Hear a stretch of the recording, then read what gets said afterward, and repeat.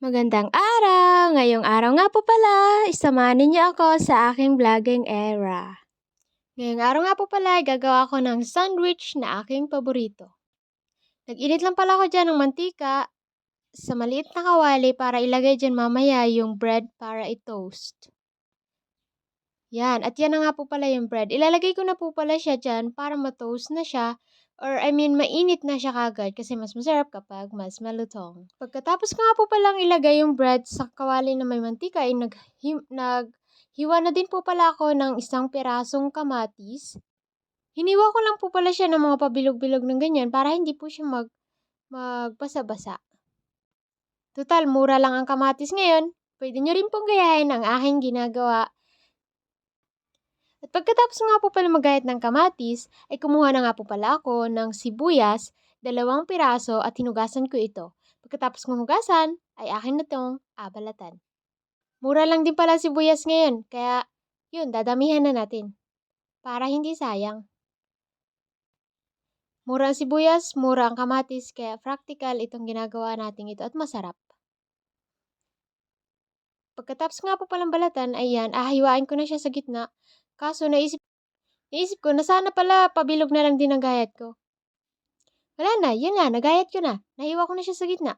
Pagkatapos nga po palang hiwain, pinagsama ko na siya sa isang platito, yung kamatis at yung ginayat kong sibuyas. At ang sunod na aking agawin ay, yan, kumuha ako ng 2 pirasong egg. Pero alam nyo ba, isa lang ang niluto kong egg. Kala ko kasi akaya kong i-consume ang 2 pirasong egg. At pagkatapos nga po pala ilabas yung egg, tinignan ko na yung aking nilulutong bread at nasunog na. Grabe, kulay itim na oh. Pero masarap yan kasi malutong. Yun, pagkatapos kong makuha yung bread ay sinunod ko na itong egg. Kita nyo? Isa lang ang niluto ko, di ba? So, sunny side up nga pala sana ang bala kong gawin dyan. Kaso, hindi ko siya ma-flip. Kaya yun, pinatak-patakan ko na lang siya ng mainit na oil sa may top para hindi siya gaanong mabasira pagka plinip ko siya mamaya. Try ko siyang i-flip. Di ko na nga po pala pinakita sa inyo yung pagluluto ko ng egg kasi nga, pangit ang kinalabasan. At dito, pagtapos kong iluto yung egg, ay sinunod ko pala itong kamatis at saka sibuyas. So, bali, pinagsama ko na nga lang po pala sila dyan kasi lutuin din naman yun parehas. Medyo pinatagalan ko nga po pala ang pagluluto niyan para mabango at masarap. Mas masarap nga po pala yung sibuyas kapag ganito yung luto kasi medyo manamis-namis. Binaligtad ko nga lang po pala yung ibang mga kamatis dyan para hindi masunog yung other side. At yun. Yun, wala na naman akong masabi mga auntie ko. Pagkatapos nga po palang baligtarin yung kamatis, ayun, tinignan ko yung aking bread. At ganun nga po pala yung naging style niya. Tinaklipan ko na nga po pala itong kamatis ko at sibuyas para maluto siya ng maayos.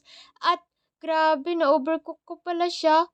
Ang lambot ng pagkakaluto ko. Pero okay lang yan. Kasi mas luto, mas masarap. Pero masarap din naman sana kapag hindi siya na-overcook kasi crunchy. Pero okay lang yan. Nilagay ko na nga po pala yung kamatis. Sinunod ko na rin yung sibuyas. Dinamihan ko na ng sibuyas kasi mura lang ang sibuyas ngayon. At mura din naman ang kamatis ngayon. Kaya kung gusto niyo i-try, gawin niyo lang po itong ginagawa ko at sundin niyo yung mga kung paano ko ginawa ito. Favorite ko po itong agahan. Kaya ngayong umaga ko po ito niluto. Bago po ako pumasok ng school. Hindi na po ako mag-rice kasi ito na lang po yung pang breakfast ko. Napakasarap po niyan, promise. Try niyo po. Mas masarap din po yan kung mayroon po siyang cheese. At nabulol pa nga, melted cheese. Masarap po siya, yung Eden cheese.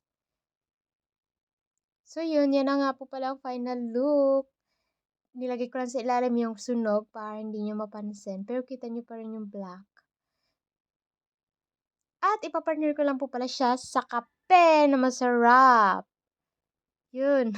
Nasa top na yung sunog. Pero okay lang yan. Kain po tayo. Wow! Thank you po. Yun lang po. Maraming salamat po sa panonood. Shoutout po pala sa'yo, ma'am.